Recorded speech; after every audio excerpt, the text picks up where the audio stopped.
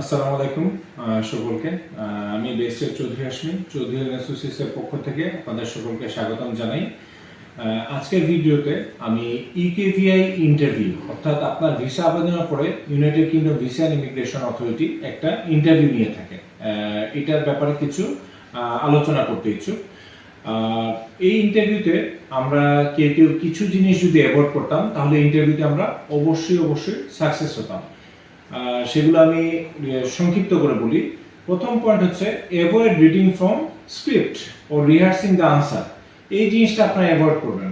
মানে অনেকেই আছে একটা স্ক্রিপ্ট নিয়ে ইন্টারভিউ সময় ওইটা দেখে দেখে পড়েন অথবা বারবার মুখস্থ করেন, যেটা কিন্তু ভিসা অফিসাররা খুবই দ্রুত ধরে ফেলে, হ্যাঁ, এবং এই কারণে ইন্টারভিউতে অকৃতকার্য করে দিয়ে দেয়, অর্থাৎ ইন্টারভিউ আনস্যাটিসফ্যাক্টরি। আচ্ছা, দ্বিতীয় ইস্যু হচ্ছে গিয়া অ্যাভয়েড পোস্টপোনিং দ্য ইন্টারভিউ ডেট। অনেকেই আছে ইন্টারভিউর আগের রাতে এসে টেনশনে পড়ে বলে যে না, ইন্টারভিউ পারবো না। এখন তারপরে তারা দেখা যায় ইন্টারভিউটা এক সপ্তাহ পিছিয়ে দিচ্ছে অথবা 10 দিন পিছিয়ে দিচ্ছে। এটা কিন্তু আপনার ইন্টারভিউ পারফরমেন্সে অথবা ইকেভিআই অফিসারের মনে একটা নেগেটিভ ইম্প্যাক্ট রাখে, যা আপনার ইন্টারভিউ জন্য মার্কিং এর জন্য কোনো ভালো ফল বয়ে নিয়ে আসে না।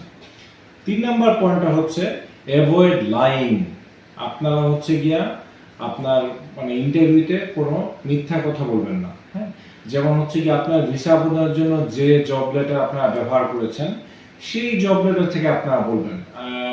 তারপরে ব্যাংক অ্যাকাউন্ট যারটা দেখাচ্ছেন, অনেকে আছে বাবার ব্যাংক অ্যাকাউন্ট দেখে বাবা ব্যাংক স্পন্সর, সেক্ষেত্রে স্পন্সর ব্যাপারে বাবার আর্থিক অবস্থা, সক্ষমতা ইত্যাদি নিয়ে আলাপ আলোচনা করতে হবে। কাজে আমরা will avoid lying at any cost at this interviews.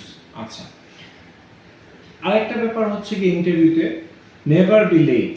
Interview আপনাকে যে সময় দিয়ে দিবে ওই নির্ধারিত সময়ের আগেই মিনিমাম 15 মিনিট আগে আপনারা সেই লিঙ্কে ঢুকে, হতে পারে ইন্টারভিউটা জুমের মাধ্যমে হতে পারে মাইক্রোসফট টিমসের মাধ্যমে আজকাল নিচ্ছে, তো মাইক্রোসফট টিমসে মিনিমাম 15 মিনিট আগে আপনারা ঢুকে বসে থাকবেন। আর আরেকটা ব্যাপার হচ্ছে গিয়া আপনার avoid rudeness or inappropriate response or comments. আপনি এমন কোনো মন্তব্য করবেন না, অর্থাৎ এমন কোনো উত্তর দিবেন না যেটা আপনার কি বলা যায়, আপনার সঠিক না, অথবা আপনার এমন একটা ব্যাপারে রুড বিহেভিয়ার করলেন যেটা আপনার ইন্টারভিউতে নেতিবাচক ধারণা চলে আসে এবং ফলাফল নেতিবাচক হওয়ার সম্ভাবনা অত্যন্ত বেশি। শেষ পরামর্শটা সবচেয়ে সহজ পরামর্শ, don't worry too much.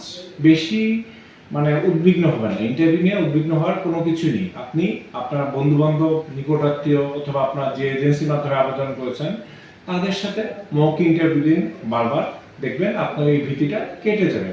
Don't worry too much, ঠিক আছে? আশা করি এই উপদেশগুলো মেনে নিলে অথবা এই পরামর্শগুলো মেনে নিলে আপনাদের ইন্টারভিউ যাত্রা অত্যন্ত শুভ হবে। আপনাদের সকলের জন্য শুভকামনা রইল।